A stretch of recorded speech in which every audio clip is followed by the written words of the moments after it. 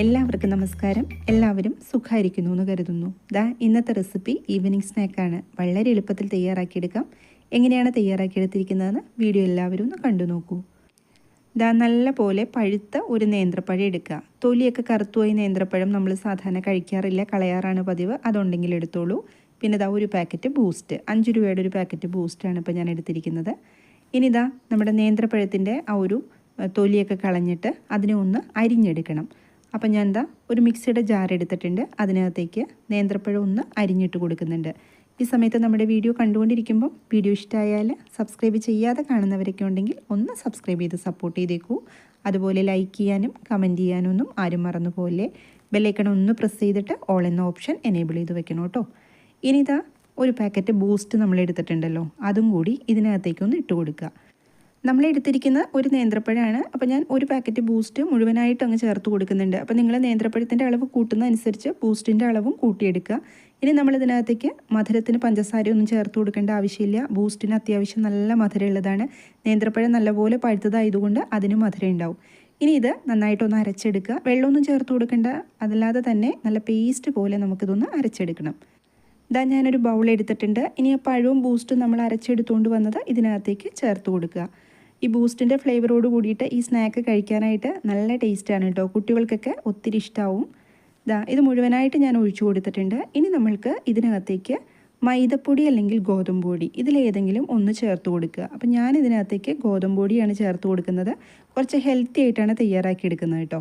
അപ്പോൾ ഗോതമ്പ് പൊടി ഞാൻ എടുത്തിരിക്കുന്ന അളവ് 1 കപ്പ്. അപ്പോൾ ഒരു നേന്ത്രപ്പഴത്തിൻ്റെ അളവനുസരിച്ച് 1 കപ്പാണ് നമ്മൾ ചേർത്ത് കൊടുക്കുന്നത്. അത് ഇതിനകത്തേക്ക് ചേർത്ത് കൊടുക്കും. മൈദ എടുക്കുകയാണെങ്കിലും നിങ്ങൾ 1 കപ്പ് എടുത്തോളൂ കേട്ടോ. ഇനി ഇതിനകത്തേക്ക് കുറച്ച് ഉപ്പ് ചേർത്ത് കൊടുക്കുന്നുണ്ട്. ആ മധുരമൊക്കെ ഒന്ന് ബാലൻസ് ചെയ്യാൻ വേണ്ടിയിട്ട്. ഒരുപാട് ചേർത്ത് കൊടുക്കേണ്ട, ഒരു പിഞ്ച് അത്ര ഇട്ട് കൊടുത്താൽ മതി. എന്നിട്ട് ഇത് നല്ല പോലെ ഒന്ന് മിക്സ് ചെയ്ത് കൊടുക്കുക. ഉപ്പൊക്കെ നന്നായിട്ട് ആ പൊടിയിലേക്ക് ഒന്ന് പിടിക്കാൻ വേണ്ടിയിട്ടാണ്. വെള്ളമൊന്നും ചേർത്ത് കൊടുത്തിട്ട് നമ്മളിനി കുഴയ്ക്കേണ്ട ആവശ്യമില്ല. അല്ലാതെ തന്നെ നമുക്ക് ഇത് നന്നായിട്ടൊന്ന് കുഴച്ചെടുക്കാം. അപ്പോൾ വീഡിയോ കണ്ടു കഴിയുമ്പം ഇഷ്ടമായാൽ ഫ്രണ്ട്സിനും റിലേറ്റീവ്സിനും ഒക്കെ ഒന്ന് ഷെയറും കൂടെ ചെയ്ത് കൊടുക്കണേ. ഇതിപ്പം നന്നായിട്ട് മിക്സ് ചെയ്ത് കൊടുത്തിട്ടുണ്ട്. ഇനി ഇതിനകത്തേക്ക് ഞാൻ കുറച്ച് നാളികേരം ഒന്ന് ചെറുതായിട്ട് അരിഞ്ഞെടുത്തത് ചേർത്ത് കൊടുക്കുന്നുണ്ട്. നെയ്യിലൊന്നും വറുത്തിട്ടില്ല, അല്ലാതെ ഞാൻ ചേർത്ത് കൊടുക്കുന്നത്. നിങ്ങൾക്ക് നട്ട്സൊക്കെ ചേർത്ത് കൊടുക്കണമെങ്കിൽ ആവാട്ടോ. അപ്പോൾ ഇത് നമ്മൾ കഴിക്കുമ്പം നാളികേരമൊക്കെ ഒന്ന് കടിക്കുമ്പം നല്ല ടേസ്റ്റാണ്, അതിന് വേണ്ടിയിട്ടാണ്. ഇനി കൈ ഉപയോഗിച്ചിട്ട് നന്നായിട്ട് നമ്മൾ ചപ്പാത്തിക്കൊക്കെ കുഴക്കില്ലേ, അതുപോലെ നല്ല പോലെ കുഴച്ചെടുക്കണം. അത് നന്നായിട്ട് സോഫ്റ്റായിട്ട് കിട്ടണം നമുക്ക്, എങ്കിലാണ് ആ സ്നാക്സ് നമുക്ക് കറക്റ്റായിട്ട് റെഡിയായി കിട്ടുള്ളൂ. ഇത് കുഴച്ചെടുക്കാനായിട്ട് ബുദ്ധിമുട്ടൊന്നുമില്ല. വെള്ളമൊന്നും ചേർത്ത് കൊടുക്കേണ്ട ആവശ്യമില്ല, കാരണം നമ്മൾ പഴം ചേർത്തിട്ടുണ്ട്. അപ്പോൾ തന്നെ നല്ല സോഫ്റ്റായിട്ട് വരും. നമ്മൾ കുറച്ച് നേരം ഒന്ന് കുഴച്ച് കഴിയുമ്പോൾ അറിയാൻ പറ്റും.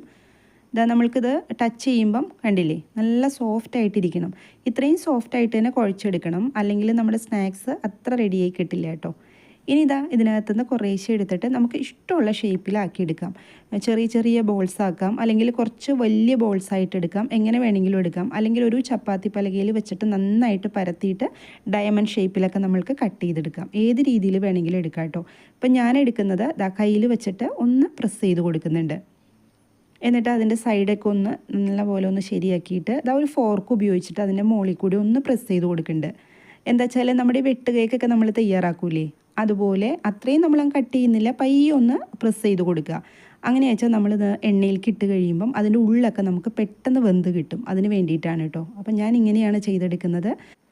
പിന്നെ ഇത് തയ്യാറാക്കിയെടുക്കാനായിട്ട് ഒരുപാട് എണ്ണയുടെ ഒന്നും ആവശ്യമില്ല, വളരെ കുറച്ച് എണ്ണ മതിയാവും നമുക്ക് തയ്യാറാക്കിയെടുക്കാൻ. അപ്പോൾ ഞാൻ 2 എണ്ണം ഇതുപോലെ ഒന്ന് ചെയ്ത് കാണിച്ചു തരാം. ജസ്റ്റ് ഒന്ന് ചെയ്ത് കൊടുത്താൽ മതി, ഒരുപാട് അങ്ങ് പ്രസ് ചെയ്യണ്ട. അതായത് നമ്മളത് എണ്ണയിലേക്ക് ഇടുമ്പം കുറച്ചൊന്ന് കട്ട് ചെയ്യണ പോലെ വരും. അപ്പോൾ അതിൻ്റെ ഉള്ളിലേക്ക് ആ എണ്ണ കയറി കഴിയുമ്പോൾ നമുക്ക് പെട്ടെന്ന് തന്നെ ഫ്രൈ ആയി കിട്ടും. അതിൻ്റെ ഉള്ളിലൊക്കെ നന്നായിട്ട് വെന്ത് കിട്ടും.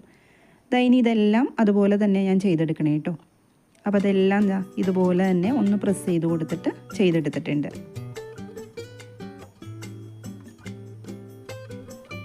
ഇനി നമുക്ക് ഇതൊന്ന് ഫ്രൈ ചെയ്തെടുക്കണം. അപ്പോൾ ഫ്രൈ ചെയ്തെടുക്കാൻ വേണ്ടിയിട്ട് ഞാൻ സ്റ്റൗ ഓൺ ചെയ്തിട്ട് ഒരു പാൻ വെച്ച് കൊടുത്തിട്ടുണ്ട്. ചേർത്ത് കൊടുത്തത് വെളിച്ചെണ്ണയാണ്. നിങ്ങൾക്ക് സൺഫ്ലവർ ഓയിൽ എടുക്കണമെങ്കിൽ ആവാം. അപ്പോൾ ഇത്രയും വെളിച്ചെണ്ണയൊന്നും ആവശ്യമില്ല കേട്ടോ, ഞാനൊന്ന് ചേർത്ത് കൊടുത്തേ ഉള്ളൂ. എന്നിട്ട് ഓരോന്നും നമ്മൾ അതിനകത്തേക്ക് ഇട്ട് കൊടുക്കുക. വെളിച്ചെണ്ണ നന്നായിട്ട് ചൂടായതിന് ശേഷം മാത്രം ഇട്ട് കൊടുക്കുക കേട്ടോ. ഇനി കുറച്ച് നേരം ചെറിയ തീയിൽ വെച്ചിട്ട് വേണം ഇത് ഫ്രൈ ആക്കി എടുക്കാൻ. ഒരുപാട് സമയമൊന്നും എടുക്കില്ല. ഇതിപ്പോൾ നിങ്ങൾ തയ്യാറാക്കി എടുക്കുമ്പം ഇതുപോലെ എല്ലാം കൂടെ ഒരുമിച്ചിട്ട് ചെയ്തെടുക്കേണ്ട ആവശ്യമില്ല കേട്ടോ. 1-2 വീതം ചെയ്തെടുക്കാം. അങ്ങനെയാണെങ്കിൽ കുറച്ച് ഓയിൽ ചേർത്ത് കൊടുത്താൽ മതിയാവും.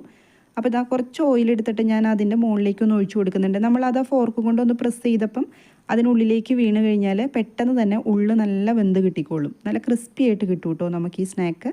ഇതാ ഒരു സൈഡ് നന്നായിട്ട് വെന്തിട്ടുണ്ട്. അപ്പം ഞാനിതൊന്ന് മറിച്ചിട്ട് കൊടുത്തിട്ടുണ്ട്. പിന്നെ അതിനകത്ത് നമ്മൾ ചേർത്ത് കൊടുത്ത ആ നാളികേരവും നന്നായിട്ട് തന്നെ ഫ്രൈ ആയി കിട്ടിക്കോളും.